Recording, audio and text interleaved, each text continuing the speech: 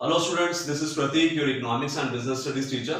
Today we will be starting with chapter number 4, planning. हम लोग पहले भी functions of management study कर चुके हैं. अगर आप लोगों ने वो नहीं देखी है वीडियो तो आप लोग जो है डिस्क्रिप्शन में लिंक है, आप देख सकते हैं. आज हम स्टार्ट करेंगे प्लानिंग के साथ. प्लानिंग वर्ड का मतलब क्या होता है? प्लानिंग का मतलब होता है प्लान्स बनाना, है ना. फॉर्मुलेट एक्शन प्लान कि क्या करना है हमें इन फ्यूचर. हम बोलते हैं planning bridges the gap where we are and where we want to be. कहां हम हैं और कहां हम पहुंचना चाहते हैं, उसके लिए हम करते हैं प्लानिंग. इसी में हम ऑब्जेक्टिव सेट करते हैं, इसी में हम स्ट्रेटजीज बनाते हैं, इसी में हम ये देखते हैं कि क्या काम किस तरीके से काम करवाएं कि हमारा ऑर्गेनाइजेशनल गोल अचीव होगा. ये सारा हम लोग पहले प्लान आउट करते हैं, जिसे हम बोलते हैं थिंकिंग इन एडवांस. कि पहले से सोच लेना कि किस तरीके से हम टारगेट सेट करेंगे और कैसे उसे अचीव करेंगे. आज हम लोग स्टार्ट करेंगे बहुत इंटरेस्टिंग टॉपिक के साथ, जिसका नाम है प्लानिंग प्रोसेस. ध्यान रखेंगे स्टूडेंट्स कि ये प्रोसेस है तो हमारे को एक पर्टिकुलर सीक्वेंस के अंदर इसे याद करना है. कोई भी स्टेप हम शफल नहीं करेंगे. जिस पर्टिकुलर सीक्वेंस के अंदर स्टेप सिखाए जाएंगे आप उन्हें वैसे ही लर्न करेंगे. फिर कुछ मैं की वर्ड्स यूज करूंगा प्रोसेस के अंदर जो एनसीईआरटी के होंगे. हमें जब केस स्टडीज करनी होंगी, ऑब्जेक्टिव क्वेश्चंस करने होंगे, तो हमारे को वो जो से हैं पर्टिकुलर वर्ड्स वो हेल्प करेंगे आइडेंटिफाई करने में और प्रॉब्लम को सॉल्व करने में. आज हम लोग स्टार्ट करते हैं प्लानिंग प्रोसेस के साथ.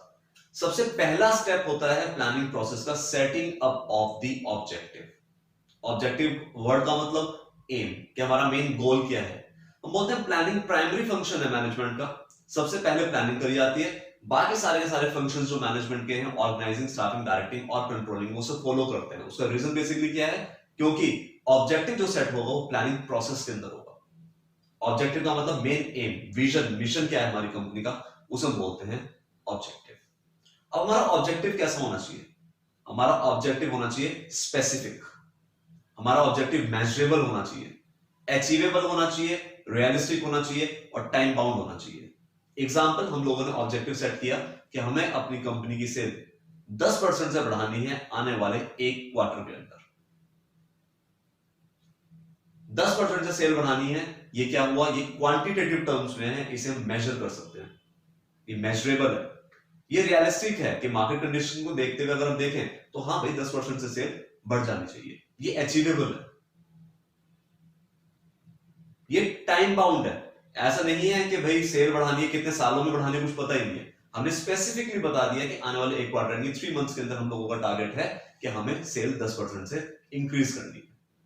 तो ये हुआ हमारा ऑब्जेक्टिव और ये हुआ हमारा प्लानिंग प्रोसेस का पहला स्टेप.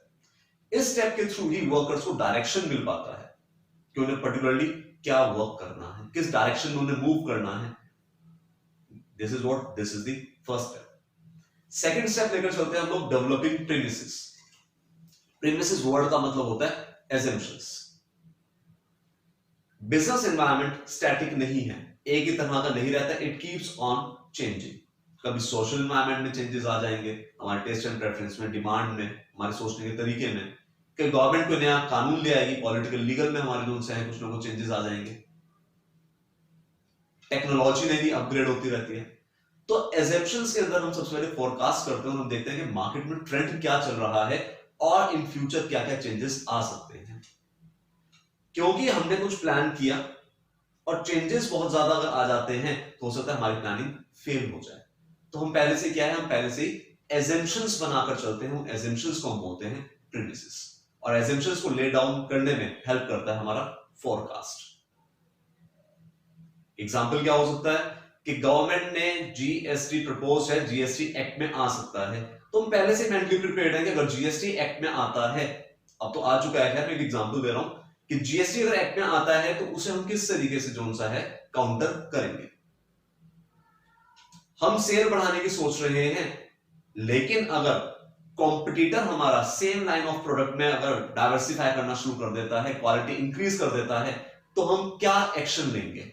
ये क्या हुआ? ये प्रीमिसेस हुई, जहां पर हम प्रिपेयर्ड हो रहे हैं, मेंटली एज्यूम करते हुए कि अगर फ्यूचर में कोई चेंजेस आते हैं तो उन चेंजेस को हम लोग कैसे एकोमोडेट करेंगे.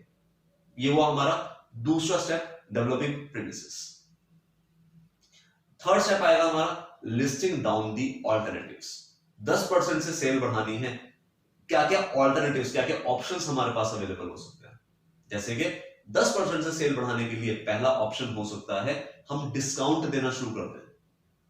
चीजें सस्ती होंगी, डिमांड बढ़ जाएगी, हमारी सेल बढ़ जाएगी। दूसरा हो गया हम एग्रेसिव प्रमोशन टूल यूज करना शुरू कर दें, एडवर्टीजमेंट वगैरह, डोर टू डोर सेलिंग, इन सब में इन्वॉल्व हो जाएं। तीसरा हो गया कि हम रिटेलर होलसेलर के मार्जिन बढ़ा दें।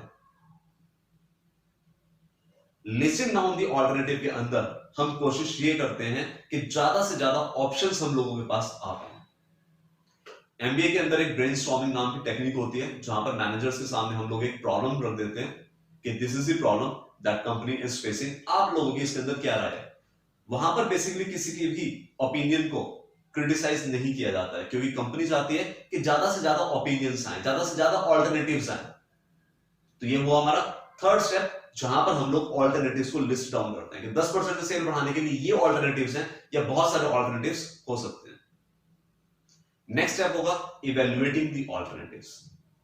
जो मैंने ऑल्टरनेटिव लिस्ट डाउन करे हैं, मैंने 100 ऑल्टरनेटिव, 1000 ऑल्टरनेटिव या 5 ऑल्टरनेटिव मैंने लिस्ट डाउन कर लिए।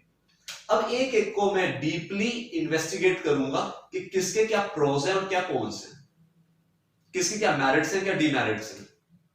फॉर एग्जाम्पल मैंने बोला कि प्रमोशनल टूल्स बढ़ा देते हैं। प्रमोशनल टूल्स का मतलब मुझे एडवर्टीजमेंट वगैरह करना पड़ेगा।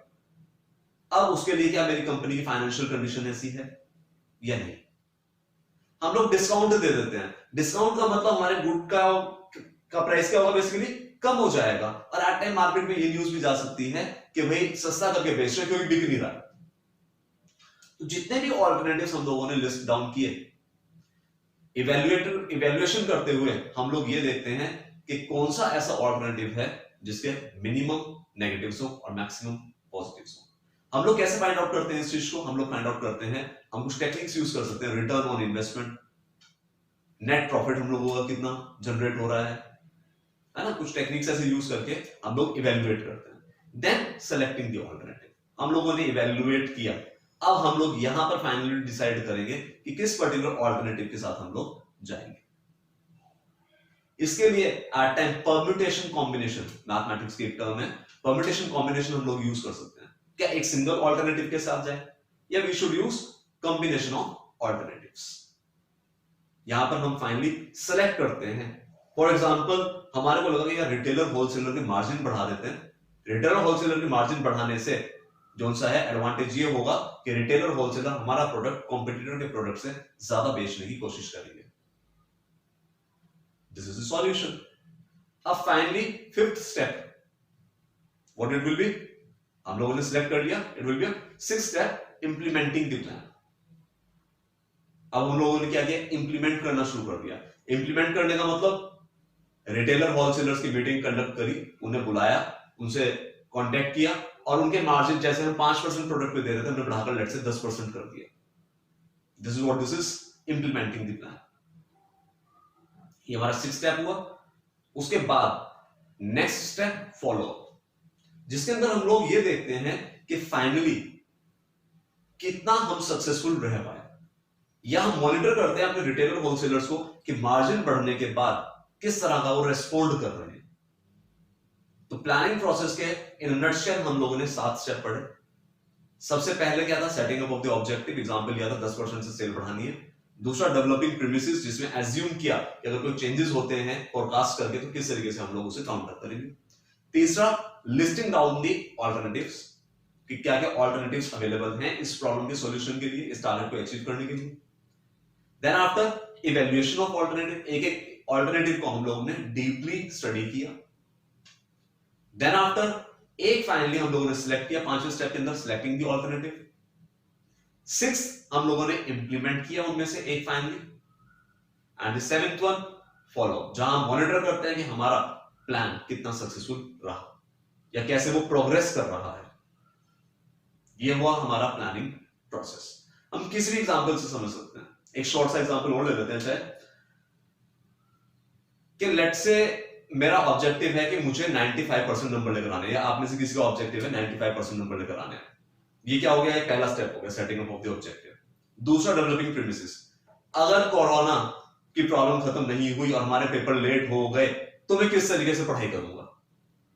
या मेरा फेस टू फेस अगर स्टडीज अवेलेबल ना हुई, अब मुझे पूरा टाइम ऑनलाइन ही स्टडी करनी पड़ी, तो किस तरीके से अपने टेस्ट सीरीज नोट्स किस तरीके से मैं वर्क करूंगा, ये केवल डेवलपिंग प्रीमिसेस हम एज्यूम करके चले अगर ऐसा हुआ तो। फिर हमने ऑल्टरनेटिव लिस्ट डाउन किए। मैं बहुत हार्ड वर्क करूंगा, डेली हर सब्जेक्ट को 4-4 घंटे दूंगा। दूसरा हो सकता है कि मैं सीबीएसई के सैंपल पेपर्स उठाकर कर लूंगा और ये देख लूंगा 10 इयर्स में क्या क्वेश्चन आ रहे हैं, उन पे ज्यादा फोकस कर लूंगा। तीसरा फॉर एग्जांपल हो गया कि पढ़ाई करके क्या करनी है, चीटिंग के लिए कुछ पर्चियां बना लूंगा और पहुंच जाऊंगा। चौथा हो गया किसी फ्रेंड से पूछ लूंगा एग्जाम हॉल में, कि बचपन से लेट से चीटिंग करते हुए आ रहे हैं, कोई टेंशन नहीं है। एग्जाम्पल है ना, सिर्फ एक क्लियरिटी ऑफ थॉट के लिए बताया था ये चीज। हम लोगों ने लिस्ट डाउन किया ऑल्टरनेटिव, अब इवैल्यूएट किए कि यार बोर्ड में चीटिंग तो पॉसिबल है नहीं, तो दो तो यहां से रूल आउट हो गए। तीसरा लेट से जो सा था कि हमारा लास्ट में देखेंगे, वो तो भाई लास्ट की स्ट्रेटजी अभी के लिए क्या है, यहां क्या कर रहे हैं, इवैल्यूएट कर रहे हैं एक ऑल्टरनेटिव को। फिर उनमें से हमने एक को सिलेक्ट किया कि भाई हार्डवर्क का कोई सब्स्टिट्यूट नहीं है, मुझे हर सब्जेक्ट को एक प्रॉपर टाइम देकर चलना है। तो ये हमारा कौन सा हो गया, सिलेक्शन ऑफ ऑल्टरनेटिव। फिर इंप्लीमेंटिंग द प्लान, मैंने पढ़ना शुरू कर दिया, मैंने अपने प्लान को इंप्लीमेंट करना शुरू कर दिया। And last one is follow up, कि जहां मैं अपनी प्रोग्रेस को मॉनिटर कर रहा हूं या लास्ट में अपना रिजल्ट देख रहा हूं कि मेरा रिजल्ट कैसा रहा। तो ये हुआ हमारा planning process.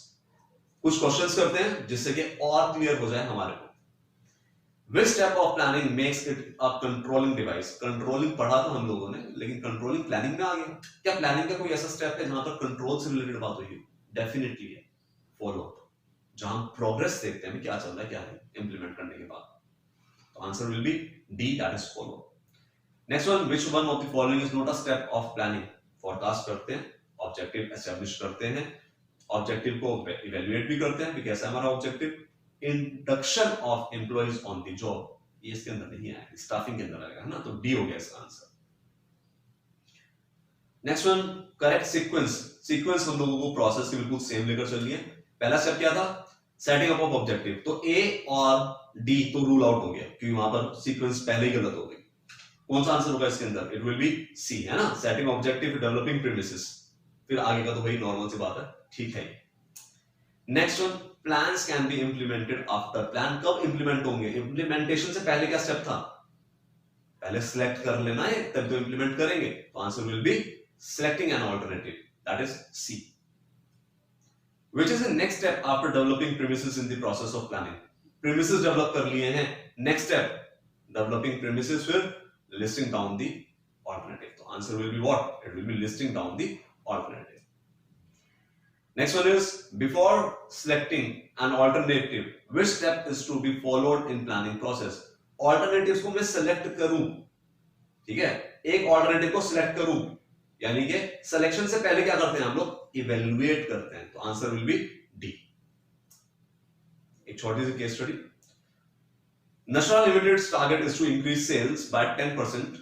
The company is considering various ways to achieve the target, namely offering free gifts, advertisement, lowering the prices of the product. Identify the step of the planning process which is being performed by Nashra Limited. उन्होंने target set किया, that is setting up of the objective, और दूसरा फिर वो alternatives list down कर रहे हैं, तो कौन सा आ जाएगा, listing down the alternatives. Next question, while formulating a plan, the manager is required to make certain assumptions about the future. And what are these assumptions called as? These are called as what? Premises. Next question, which type of planning process involves organizing for labor and purchase of machinery? Important. देखिए, organizing for labor and purchase of machinery, कहां मैं इन सब चीजों को काम करना शुरू करूंगा जब मैं प्लान को इंप्लीमेंट कर रहा हूँ। तो answer will B implement. Next question, a company is manufacturing garments.